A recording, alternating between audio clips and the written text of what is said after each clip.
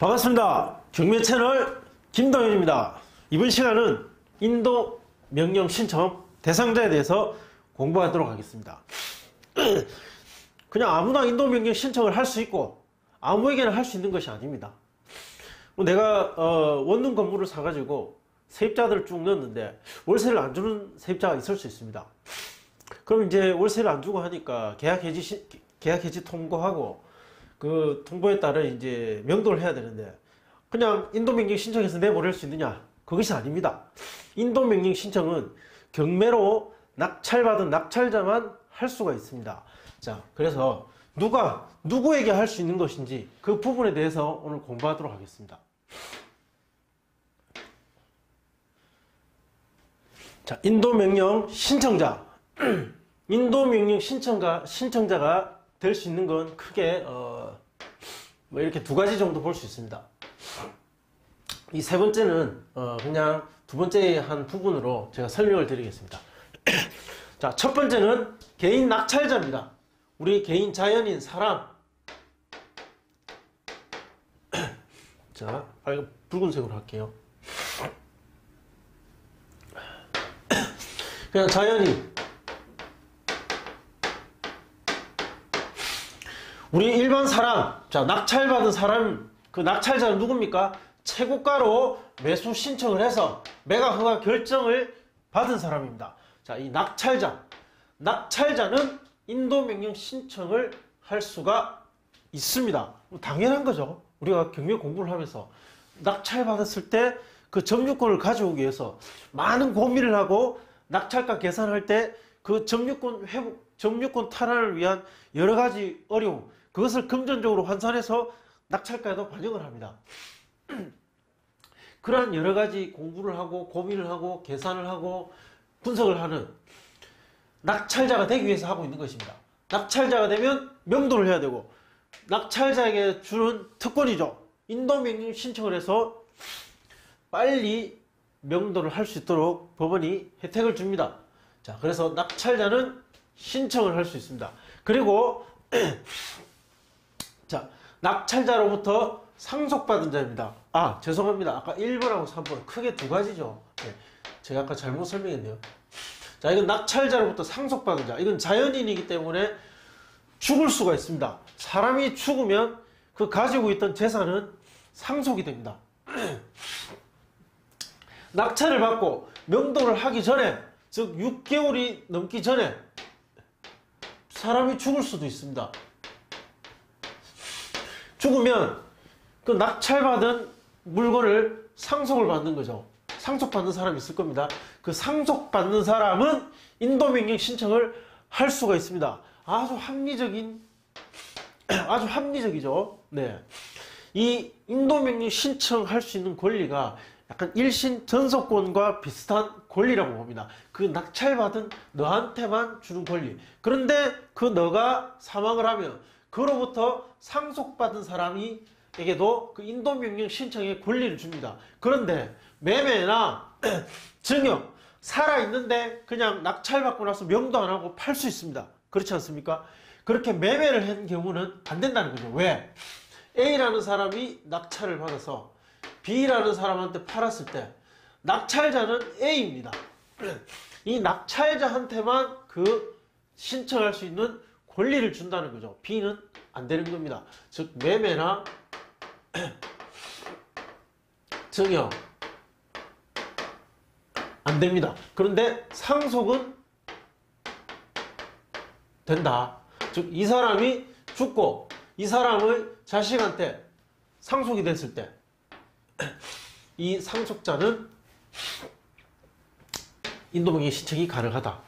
즉 1번과 2번을 묶어서 낙찰자로 생각하면 됩니다.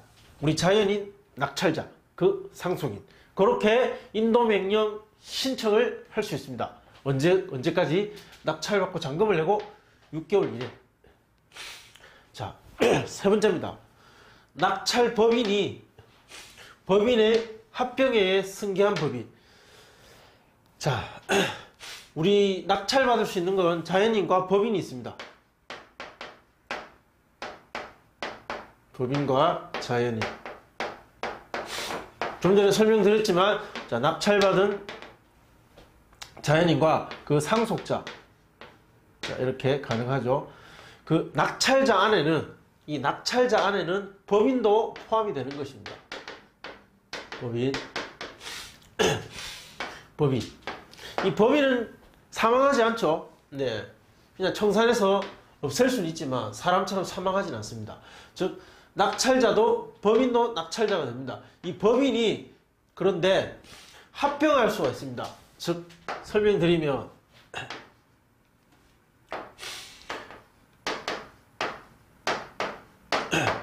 자, 스몰 a라는 작은 법인이 있는데, 더 큰 법인 A, 대문자 A가 있습니다. 자, 이 스몰 a 법인이 낙찰을 받았습니다. 낙찰을 받아서 낙찰자의 권리를 취득했는데, 그런데 이 큰 A가 이 스몰 a를 합병하는 겁니다. 그럼 이 스몰 a가 가졌던 권리가 전부 여기로 들어가는 것이죠. 그러면 이 A는, 대문자 A는 합병에 의해서 그 낙찰자의 권리를 승계하게 되는 것입니다. 이것은 매매나 증여가 아닌 합병이 되는 거기 때문에 가능한 것이죠. 자, 정리하겠습니다. 낙찰자는 채무가 매수인, 이 사람에게만 인도명령 신청할 수 있는 권리를 준다. 낙찰자는 두 가지다. 자연인, 우리 사람을 말합니다. 그리고 법인. 이 자연인이 죽으면 상속되는, 즉 상속받는 자도 가능하다. 그리고 이 법인이 합병을 하면, 어딘가에 합병이 되어서 흡수돼 버리면 그 법인 합병에 의해서 승계한 법인, 그 법인은 인도명령 신청을 할 수 있다. 자, 크게 요 세 가지만 기억을 하시면 될 것 같습니다. 그리고 인도명령의 상대방, 그러면 신청할 수 있는 사람은 이제 이해를 했습니다. 그러면 인도명령을 누구한테, 누구에게 보낼 것인가? 그 상대방. 자, 채무자, 돈을 빌린 사람. 이 경매, 지금 이 경매가 발생하게 된 건 이 채무자입니다. 채무자는 소유자일 수도 있고 소유자가 아닐 수도 있습니다. 자, 물상 보증인 포함. 소유자이면서 채무자일 수도 있고, 소유자인데 채무자는 아닌 보증을 서준 사람일 수도 있습니다. 즉, 이 보증인도 포함이 됩니다. 즉, 채무자와 소유자, 그 소유자는 보증인까지 포함해서 인도명령을 보낼 수 있습니다. 이 경매 사건이 발생하게 된 주된 책임자가 되겠죠. 네. 이 사람들은 모두 인도명령 대상이 됩니다. 자, 그리고 두 번째, 대항력이 없는 임차인. 당연하죠. 자, 말소 기준 권리 이후에 전입한 모든 임차인은 대항력이 없습니다. 이 임차인은 대항력이 없기 때문에 인도명령 대상이 됩니다. 그리고 무상 점유자. 그냥 아무런 권한 없이 공짜로 살고 있는 그런 경우가 많이 있습니다. 아버지가 집을 가졌는데 아들이 가난하고 집이 없어서 아버지가 그냥 들어와서 살아라. 자, 그렇게 살고 있는데 아버지가 사업을 하다가 잘못돼서 그 집이 경매에 넘어갈 수 있습니다. 그러면 이 아들은 무상 그냥 점유자가 되는 것입니다. 그리고 크게 이 두 가지죠. 네, 크게 이 두 가지가 가장 주된 인도명령 상대방이 됩니다. 요약하겠습니다. 채무자와 소유자, 즉 돈을 빌린 사람과 그 돈을 빌려주게 주는 담보를 제공한 부동산의 소유자. 뭐 이거는 충분히 이해가 가실 겁니다. 그리고 그 부동산에 권한이 없는, 대항력이 없는 그런 임차인들, 무상 점유자들, 그럼 당연히 인도명령 대상이 됩니다. 그럼 이제 세 번째부터 보겠습니다. 이 1, 2의 채무자, 소유자 또는 대항력 없는 임차인, 무상 점유자. 이 1, 2의 동거인, 같이 살고 있는 사람, 등본에 동거인으로 등재된 사람을 말합니다. 그리고 피고용인, 그들의 직원. 우리가 부동산을 하면 집도 있겠지만, 주거용 집도 있지만 상가도 있습니다. 그리고 공장도 있습니다. 또 기타 여러 가지들이 있겠죠. 이 상가나 공장에는 이 직원들이 있을 수 있습니다. 이 피고용이.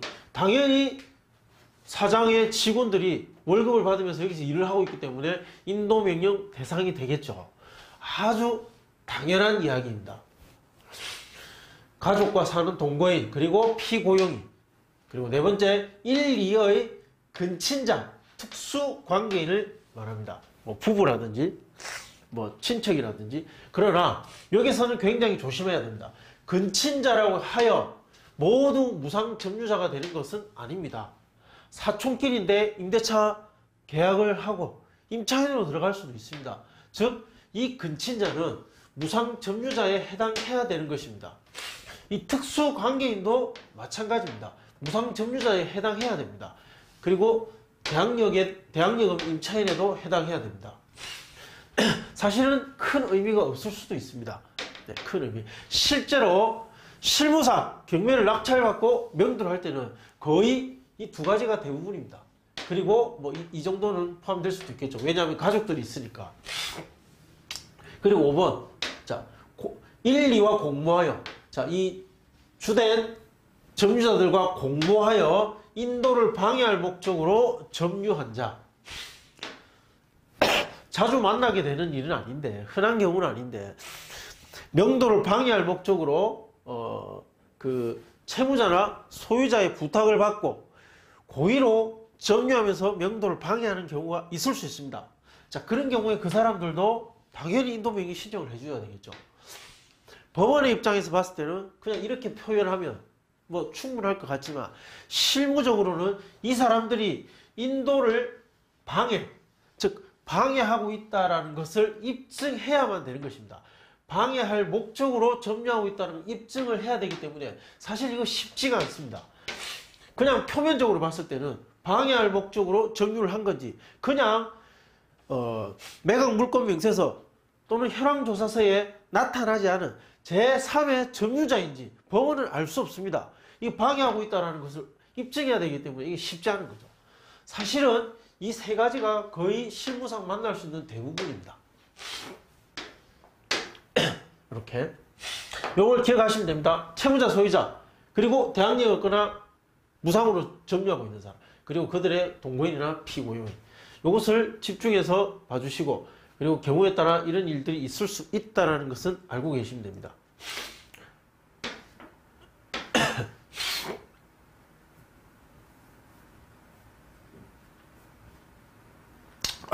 자, 인도명령 상대방과 신청자. 자, 여기까지 확인해 보도록 하겠습니다. 자, 조금 복잡하게 생각하실 필요는 없습니다. 아주 단순하게 법원의 입장에서, 즉 우리가 제3자가 되어서 그 사건, 그 분쟁을 객관적으로 들여다보면 상식적인 생각으로 충분히 이해할 수 있는 그런 내용입니다. 자, 어렵게 접근하지 마시고 제가 최선을 다해서 쉽게 설명해서 여러분들한테 수업을 할 수 있도록 하겠습니다. 자, 다른 알찬 내용으로 다음 시간 또 준비해서 찾아뵙겠습니다. 좋아요 클릭해 주시고 구독 신청 꼭 부탁드리겠습니다. 시청해 주셔서 감사합니다.